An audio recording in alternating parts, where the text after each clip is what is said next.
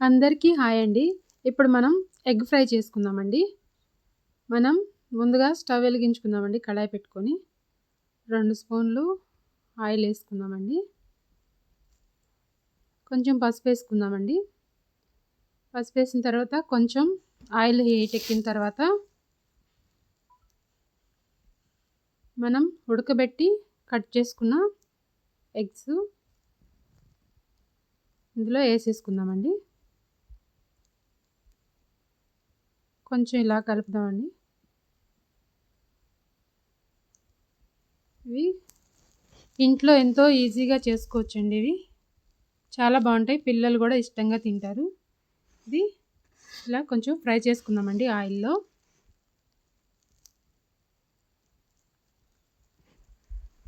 ఇది ఫ్రై అయిన తర్వాత కొంచెం సాల్ట్ వేసుకుందామండి.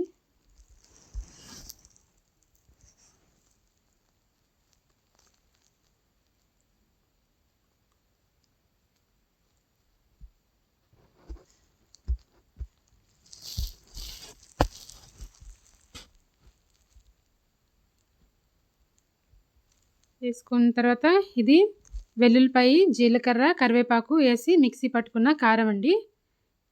1/2 స్పూన్ వేసుకుందామండి. ఇది ఎందుకంటే జీలకర్ర, కరివేపాకు, వెల్లుల్లిపాయ వేయటం వల్ల టేస్ట్ బాగుంటుందండి. ఇది ఫ్రై కూరల్లో వేసుకుంటే చాలా బాగుంటుందండి. ఇలా కలుపుకుందాము. మనం వేసినవన్నీ ముక్కలకి పట్టేలాగా కొంతసేపు మగ్గనిద్దామండి.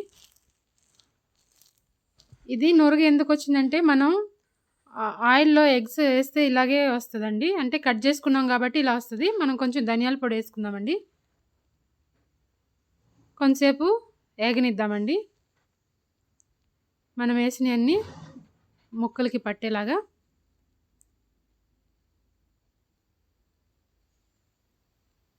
బాగా కలుపుకుందామండి.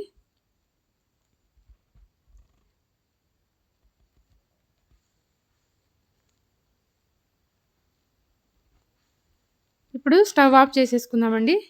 అంతా బాగా పట్టేసింది, ఎగిపోయినాయి.